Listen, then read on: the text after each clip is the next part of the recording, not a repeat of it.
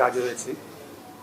বিরাজমান বিভিন্ন অনিয়ম, দুর্নীতি নিবর্তনমূলক কার্যক্রমের ফলে। আসসালামু আলাইকুম রহমতুল্লাহ। আশা করি সবাই ভালো আছেন। আলহামদুলিল্লাহ আমি অনেক ভালো আছি। তো আজকে আপনাদের গুরুত্বপূর্ণ একটা কথা নিয়ে ভিডিও নিয়ে আপনাদের সামনে হাজির হলাম। সেটা হচ্ছে আমার নতুন পুলিশ আইজিপি দায়িত্ব গ্রহণ করলেন। তো তার ভিডিও নিয়ে আমরা এবার তার কথাগুলো শুনবো। তার কথা এবং কাজে মিল থাকে কিনা সেটাও আমরা দেখবো। বাট আগে যে বিনজির এবং হচ্ছে আমাদের টিভি হারুন ছিলেন, তো এই দুজন তো অরিজিনাল সন্ত্রাস ছিলেন। এই সন্ত্রাসদের কারণে আমাদের যারা কনস্টেবল তাদের হাজির হয়েছি। এই পরিণতি। তো বিরাজমান বিভিন্ন অনিয়ম, দুর্নীতি আপনারা সবাই জানেন। আজ এক বিশেষ পরিস্থিতিতে আমি আপনাদের সম্মুখে হাজির হয়েছি।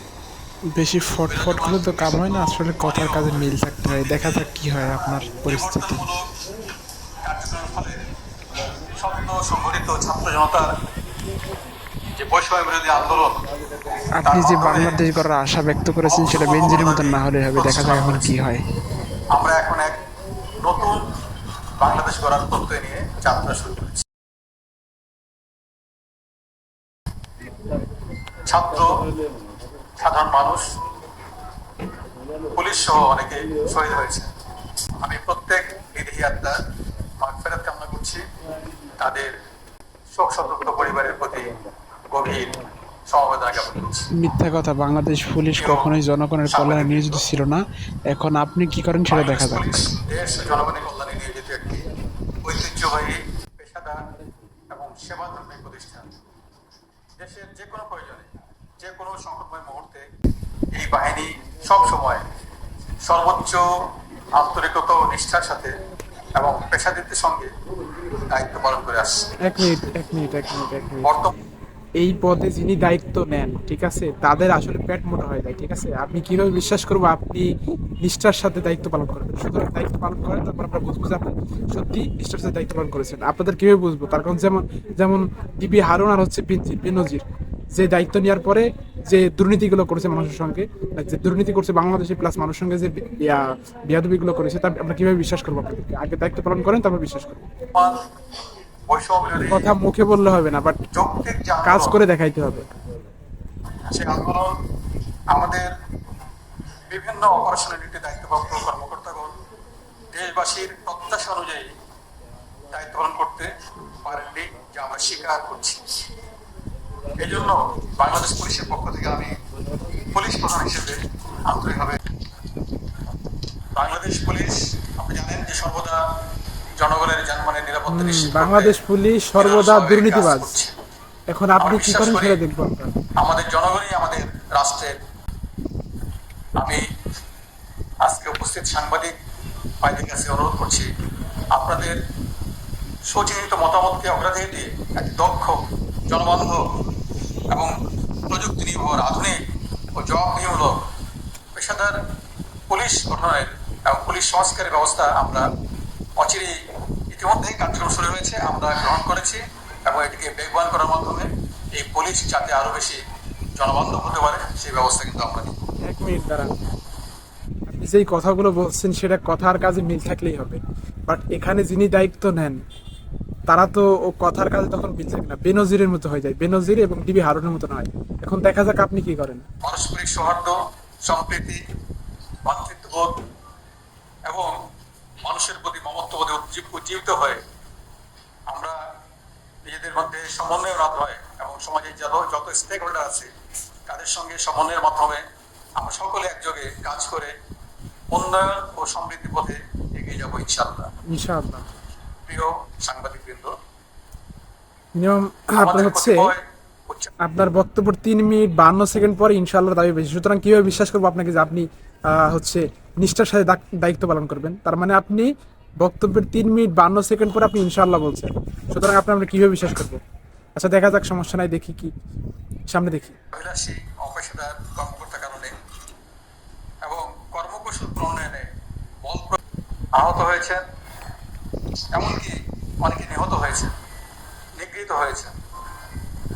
এই সন্ধিক্ষণে আমি সকল পুলিশ সদস্যকে আন্তরিকভাবে আহ্বান জানাই, আপনারা দেশ ও জাতির প্রয়োজনে শৃঙ্খলা বাহিনীর সদস্য হিসেবে নিজ নিজ দায়িত্ব পালনে আত্মনিয়োগ করুন। আপনাদের জীবনমানের উন্নয়ন এবং সার্বিক কল্যাণ নিশ্চিতকরণে আমরা সকল ধরনের ব্যবস্থা গ্রহণ করবো ইনশাআল্লাহ। প্রিয় সাংবাদিকবৃন্দ, দেশের যাই হোক, আমরা আগে ভাবতাম পুলিশ মানে হচ্ছে দেশের লাইসেন্স করা সন্ত্রাস, ঠিক আছে। শুধু আপনাদের কারণে, আপনাদের মতো কিছু দায়িত্বশীল মানে ব্যক্তির কারণে আজকে কনস্টেবল আমাদের ভাই যারা হচ্ছে মানে গণপিটানি খায় প্লাস আগুনে পুড়ে মানে তাদেরকে মারা হয়েছে, শুধু আপনাদের মতন বেনজির এবং হচ্ছে ডিবি হারুনের কারণে, ঠিক আছে। এই নব অধ্যায়ের সূচনা লগ্নে বৈষম্য বিরোধী ছাত্র আন্দোলন নেতৃবৃন্দ, দেশপ্রেমিক সশস্ত্র বাহিনী, রাজনৈতিক নেতৃবৃন্দ, গণমাধ্যম, সুশীল সমাজ এবং দেশের সম্মানিত সকল নাগরিককে এবং অবশ্যই দেশের আপনাদের মতো দেশপ্রেমিক মিডিয়াকে তাদের আন্তরিক ভূমিকার জন্য বিশেষভাবে ধন্যবাদ জানাই। আমি বাংলাদেশ পুলিশের আইজিপি হিসেবে আমাদের পেশাগত আপনারা যদি সাধারণ জনগণের নিরাপদ এবং দায়িত্ব পালন করে, আমরা ইনশাল্লাহ আপনাদের হেল্প করবো এবং আপনাদের দায়িত্ব পালন করবো ইনশাআল্লাহ। আমরা নিরাপদ বাংলাদেশ গড়তে আপনাদেরকে হেল্প করবো ইনশাআল্লাহ।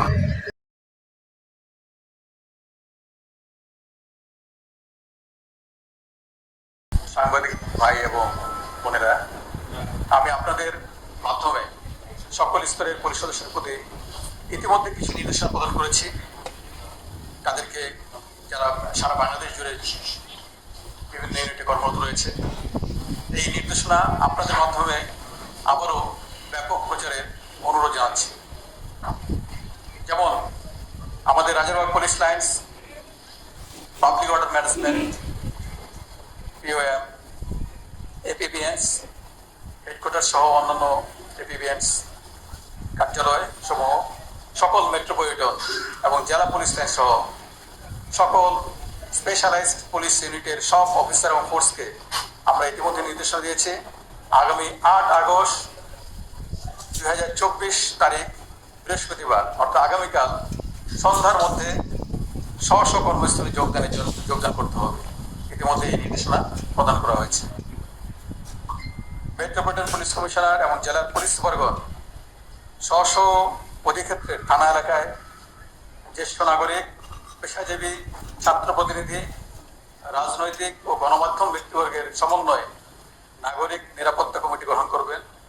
আমরা জনসাধারণের প্রতি আহ্বান জানাচ্ছি, বর্ণিত কমিটি থানা এবং থানা এলাকার নিরাপত্তা বিধানে আপৎকালীন সহায়ক ভূমিকা রাখবে এবং পরবর্তীতে এর চূড়ান্ত রূপরেখা আমরা প্রণয়ন করে সার্কুলেট করব। আগামী 24 ঘন্টার মধ্যে সকল মেট্রোপলিটন, জেলা, নৌ, রেলওয়ে পুলিশ, হাইওয়ে পুলিশ এবং হাইওয়ে পুলিশের সকল থানা এদের অফিসার এবং ফোর্স স্ব পুলিশ লাইন্সে যোগদানের জন্য ইতিমধ্যে নির্দেশনা প্রদান করা হয়েছে। আমি আপনাদের মাধ্যমে সেই নির্দেশনাটা তাদের মাধ্যমে যেন আপনাদের মিডিয়ার মাধ্যমে যায় সেই ব্যাপারে ব্যবস্থা গ্রহণের জন্য অনুরোধ জানাচ্ছি।